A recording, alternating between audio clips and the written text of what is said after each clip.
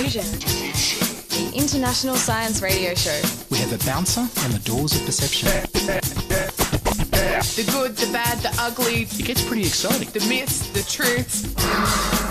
Toxicology. Astroseismology. Magnetism. The dark side. Genetically engineered potatoes. Planetoid. Planetoid. I love that word.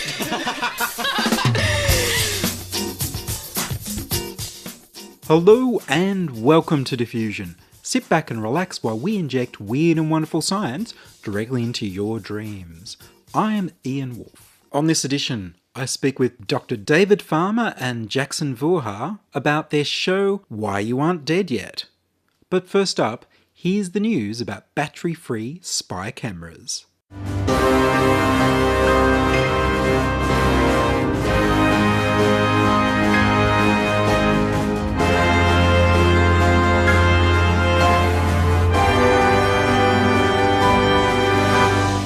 Powerless cameras?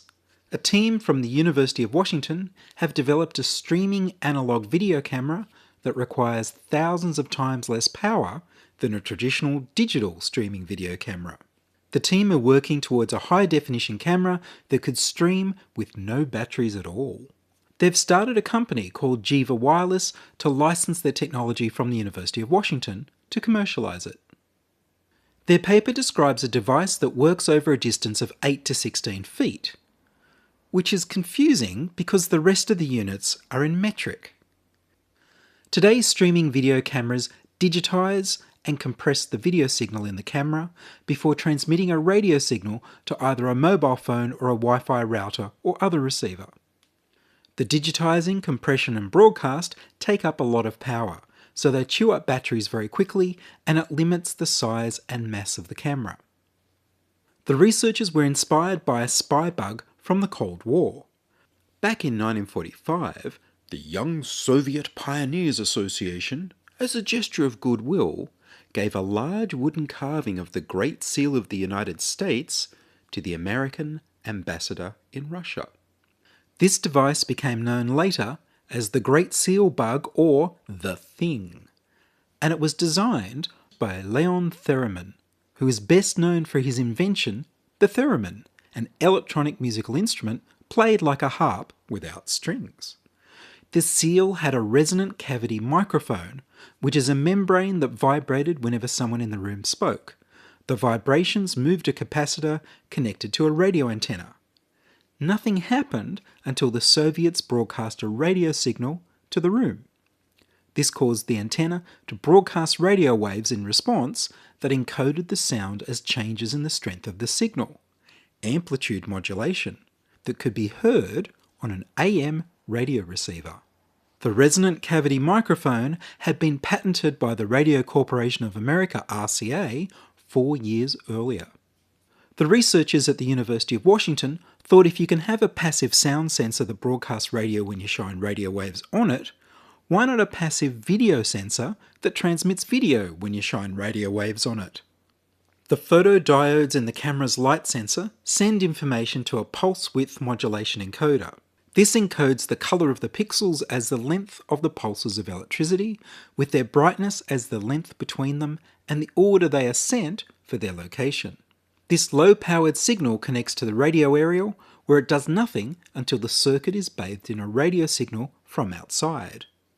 The circuitry converts the radio to power to send its own radio signal, encoded with the pulses that encode the pixels. This radio signal is received by the same device that sent the original radio signal, and on reception of the encoded signal, it decodes, digitizes and compresses the video to send or record as usual. Researchers have simulated the battery-free devices and built a prototype that streams 720p HD images at 13 frames a second across 16 feet, which is almost 5 meters. The prototype uses up to 10,000 times less power than a conventional streaming camera, but still needs a battery. The prototype uses off-the-shelf components and a low-power field-programmable gate array FPGA, which is why it still needs power. The streaming camera with no batteries, 100% wirelessly powered, will use an ASIC chip. They've simulated an application-specific integrated circuit ASIC chip to replace the FPGA for the battery-free design, and the simulation shows that the special chip would let their camera stream video at 1080p resolution at 30 frames a second up to distances of 8 feet, which is almost 2.5 meters from the reader, powered only by radio from the reader. They see the initial use cases as a wearable streaming video camera that communicates using Wi-Fi to a mobile phone in your pocket, or a security camera that communicates by Wi-Fi with a nearby router. The researchers ask you to imagine football games with cameras all over the stadium and the players streaming real-time video of the game with cameras that never need to have batteries replaced. However, I could see the surveillance and military communities grabbing this technology up and deploying it everywhere, especially if it needs no batteries at all. The research was funded by the National Science Foundation, the Alfred P. Sloan Foundation, and the Google Faculty Research Awards. The team presented their findings at the Advanced Computing System Association's Symposium on Network Systems Design and Implementation, in a paper titled Towards Battery-Free HD Video Streaming.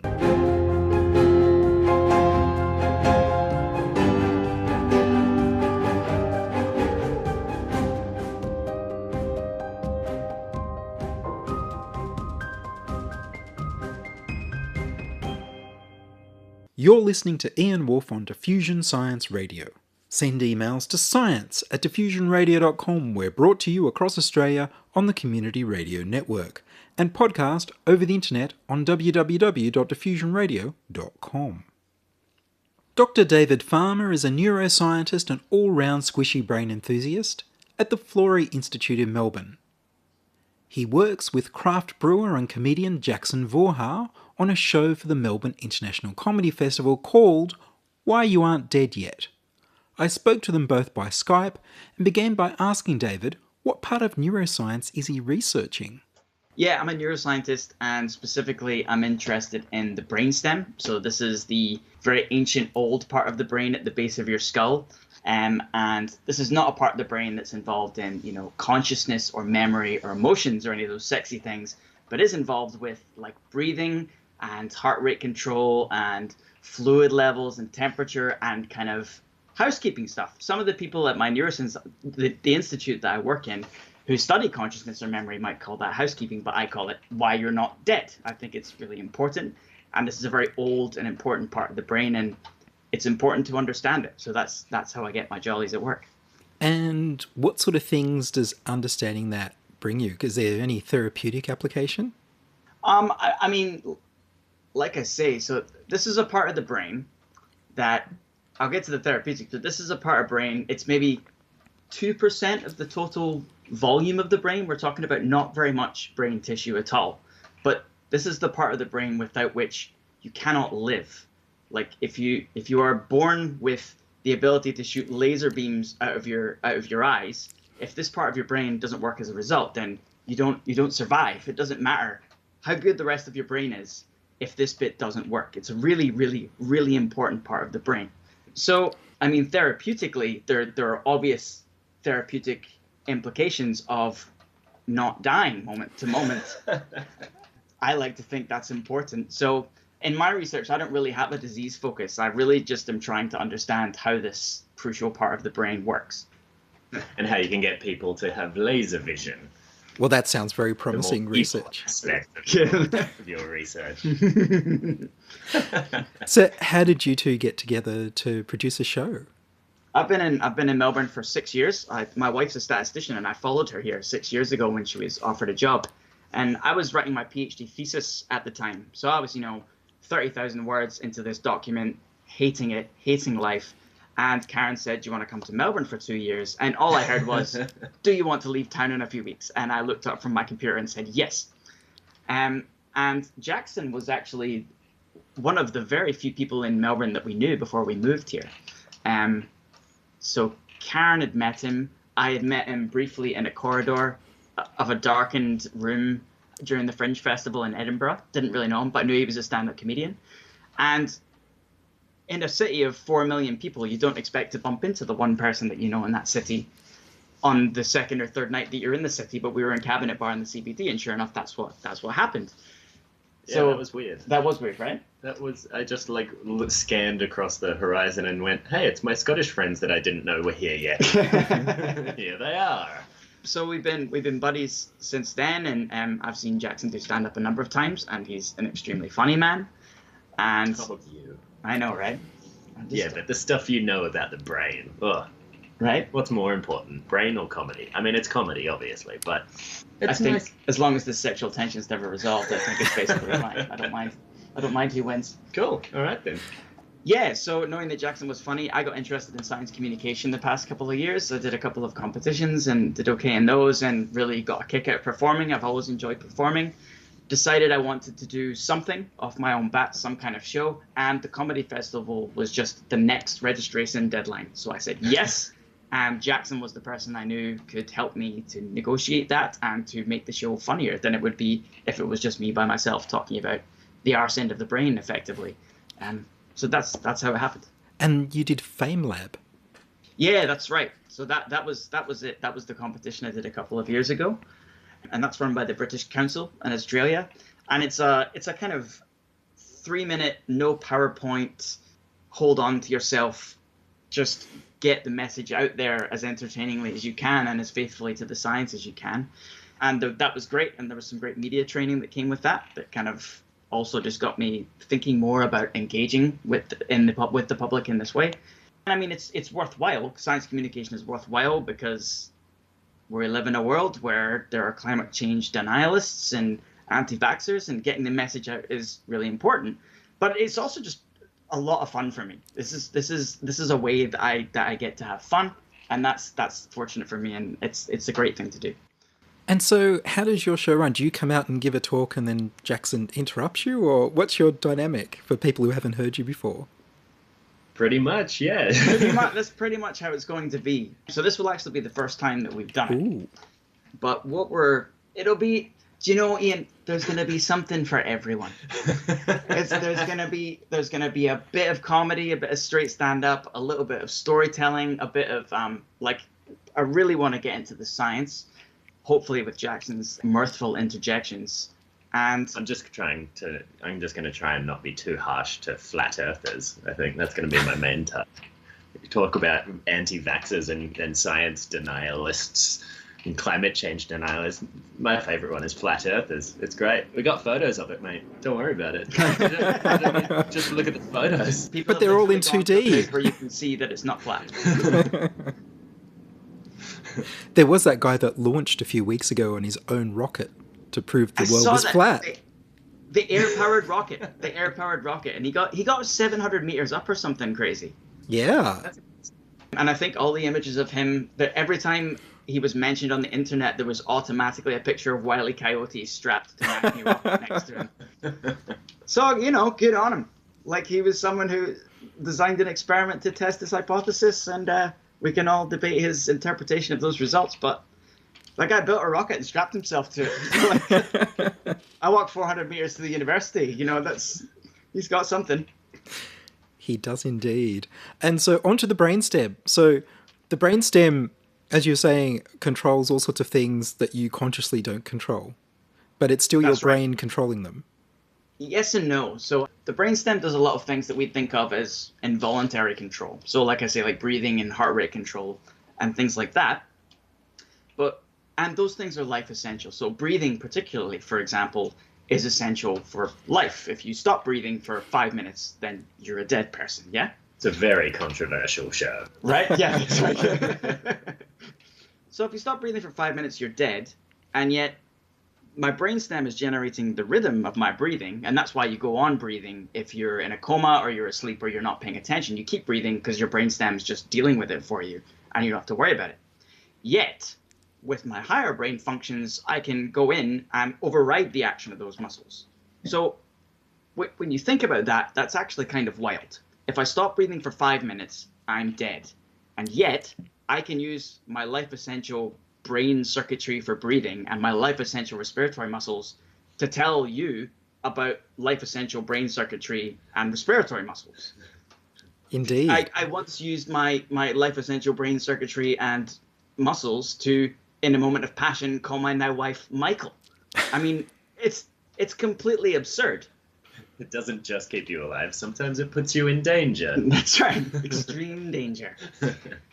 But yeah, that's kind of the thing. These are life essential functions that we can override, and that's cool for two reasons. One, that it happens without any input from us, and it's cool for another reason, which is that we can override these functions. We have these incredibly important functions like breathing that are controlled by the brainstem, which are essential to life. But then, just think how important communication must be to human beings if I can decide to have a conversation instead of just breathing. And if we can evolve those structures to interfere with the function of, the life essential brainstem without killing us, that's cool. That was a very convoluted sentence, I'm sorry. That's all right. Are there other things the brainstem does that we can interfere with consciously other than breathing? Oh, that's a good question. Yeah, and so I'll tell you what, it can be conscious or it can even be something in the middle. So one good example is if I am sitting here and my heart's beating at a particular rate and my blood vessels in my muscles are a particular diameter and my gut's happily churning away under control of the brainstem because I'm sitting resting. If I suddenly see something alarming, like a bear or some other large, terrifying stimulus, Like me stepping out of the shower. that one time will never leave me. My brainstem was overridden. You have to, in order to see the bear, that's quite a complicated brain thing to happen. Your eyes have to see the bear, you have to process the image, it has to be related to your recall of what a bear is and the context so you can actually know that it's terrifying. But that input goes two places. So that sequence of events happens, you see the bear and the information goes up to your higher functions and you get terrified, but the information also goes down to the brainstem. So when you're terrified of the bear, you're thinking about running away from the bear or fighting the bear, probably running away though. And your brainstem at the same time, when the information goes up, that's what you are thinking about doing. But when the information goes down to the brainstem's getting your body ready to do those things. So your heart is no longer just beating, it's going very fast, and the blood vessels in your muscle are all opened up, so there's more oxygen going to them so that you can use them. And your gut muscles are constricted because there's no point in being able to digest a sandwich when you are in danger of yourself being digested by a bear. So yeah, it's breathing can be overridden consciously, and that's a very clear example of that. But there's also these things in the middle that involve integration of the whole brain and the brainstem, letting the body do what the brain needs it to do next in order to survive. So things like meditation and galvanic skin resistance and all sorts of things. Absolutely. I don't know about galvanic skin resistance. I don't know anything about that. I'm going to look that up as soon as... What is galvanic skin resistance? It's what they use in lie detection tests. The old thing about picking up current from your skin, and if you sweat more because you're lying, or other things they say they can pick up, it's on the borderline of being scientific. Like it's a real thing. Right. It's genuine that there's a galvanic skin resistance they can measure. The science is whether or not it means anything. Whether you can relate it to something that's happening in the brain. Yes. Absolutely. Yeah. Meditation, certainly. I don't know anything about meditation. I know that your breathing changes and that your heart rate changes. One quite interesting one that I actually study directly is a thing called the respiratory sinus arrhythmia. And that's a very complicated set of words that puts people off. But what I'm talking about is the fact that your heart rate actually accelerates when you breathe in and decelerates as you breathe out. And with particular breathing exercises, you can make the magnitude of that change bigger or smaller. And that doesn't sound like much, but this is actually a very widely used assay a widely used test by people in particular in psychological fields of study, where you are trying to get some kind of measurable, objective output from the brain. It's easy to record the heart rate, and it's easy to get the magnitude of that change from a simple measurement. So, people have looked at the relationship between fluctuations in heart rate and depression and antisocial behavior and this whole raft of things. And if you put it into a search engine, you get hundreds of the medical literature, you get hundreds of thousands of hits. So that's all brainstem function. That's something that comes out of the brainstem, that the brainstem is necessary for, that's influenced by these higher functions, and that also has some apparently diagnostic utility. So all you have to do to fool the test is breathe in deeply, and your heart will speed up. It depends. I mean, it depends. So if you're anxious or you're exercising, it tends to become smaller. You know, your heart will just speed up and it will stay there. It's very complicated. It's more complicated than. I don't know the answer to that question. That's all right. It was a bit out of left field there, because I don't know what sort of things you'll be covering in your show. So in the show, what I wanted the show to be, when people come to the show, I want them to get some kind of basic ground up understanding. So the show will go through, you know, how cells work and what's special about brain cells in particular, and how you can use them to make something that is a brainstem, which is something that keeps you alive. So, I mean, when neuroscientists talk about memory or emotion, people have an intuitive understanding of that, and they think of that as brain function, as part of them. You know, we think of ourselves as these pilots on top of these functioning bodies, and the functioning body is one thing, but the functioning body is really still the brain, and it's really the brainstem. So I really want to talk about that. I really want to go from the ground up and get to this fun place where here is how your brain is keeping you alive, not from day to day, but from minute to minute. These are the functions that stop you from dying. And yeah, I want people to have a basic understanding of that. I also just want to go on stage and be silly and have a fun time and entertain people. So it's all of those things. Have you heard of that? Oh, sorry. PhDs after. I'll be handing out PhDs after the show. Excellent. Yeah, so a master's just for attendance and then a PhD on completion. A short test. Have you heard of that Italian neurosurgeon who wants to try doing brain transplants? I think I have, yes. And the debate was whether if you take a brain out and put it in someone else's body, whether that's a brain transplant or a body transplant. Yes. Yes. Because because where is the person? And what's doing the transplant? Exactly. Yeah. And I think head transplants have also been a thing. Yes. Yes, related. And similarly, if you, I mean, you are your brain. Like you are your brain, you are the contents of your brain, and I don't necessarily think we need to invoke anything magical to explain you, because the brain is so complicated that we at least cannot discount the possibility that the brain is so complex that it just makes up who you are. So I think that, as for whether the brain is all of it, I mean, you are your brain, but you're also your stomach and your arm and the integration of all of those things. And I mean, I don't know if here's the thing, the only reason that you and I can convince each other that we're conscious is because we can have a conversation and interact with each other and convince each other that we are in fact like the other, and that we're conscious and here, and that our brains work vaguely similarly, and we can converse, and that's meaningful.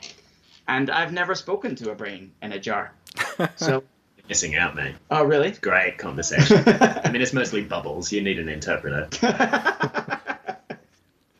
So I have no idea, but yeah, it's fascinating. Right. If people would like to come to the show, I urge them to do so, and I urge them to buy tickets soon, because I think there are 7 tickets left. There are tickets left on Wednesday, the 18th of April for 9:30 p.m. and Thursday, the day after that, at 9:30 p.m. And there's a Saturday show, but the Saturday show is sold out. But anyone who wants to come and bang on the windows or otherwise make my entrance more rock star like is very welcome to do so. And if you don't manage to come this time, we are very keen to do this again in the future, so possibly as part of National Science Week from the 9th to the 17th of August. And I mean, any other time that we can possibly do it. Just stalk us. We might do it again. You might as well just follow us the whole time.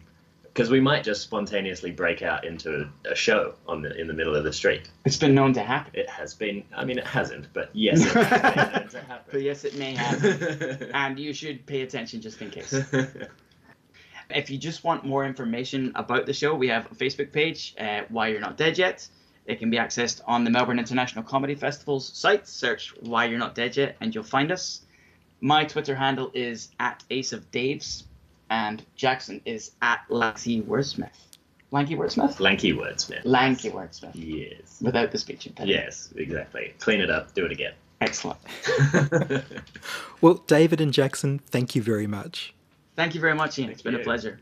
That was Dr. David Farmer and Jackson Vaarhoor talking about brain science and their show Why You Aren't Dead Yet at the Melbourne International Comedy Festival. And that's all from us this week on Diffusion. Would you like to hear your voice on radio? We need more people contributing stories to Diffusion. Send your contributions, opinions, helpful suggestions and donations to science@diffusionradio.com. That's science@diffusionradio.com, and please do send me an email so I know you're listening and you'd like to hear more episodes.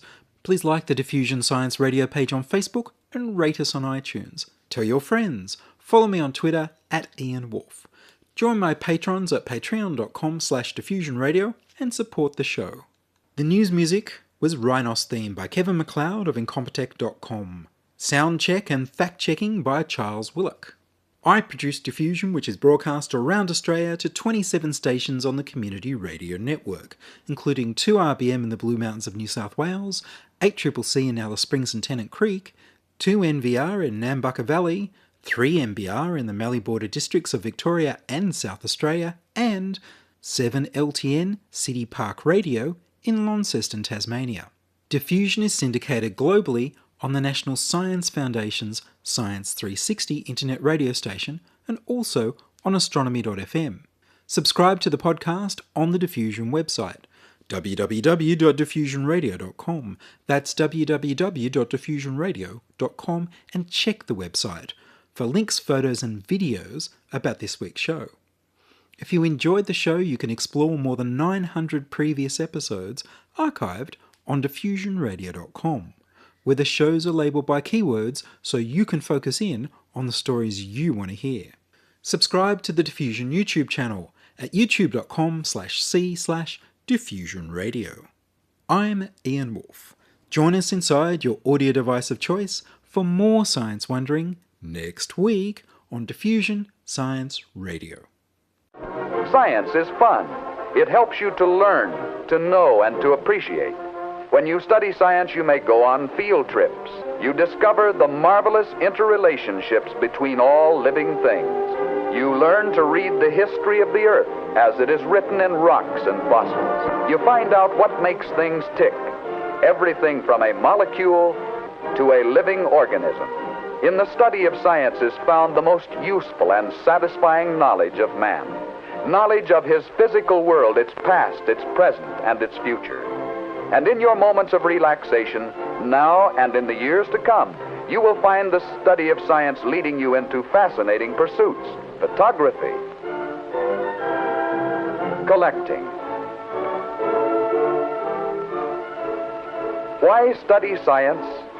Study science because you will find in the study of science a richer, more rewarding life.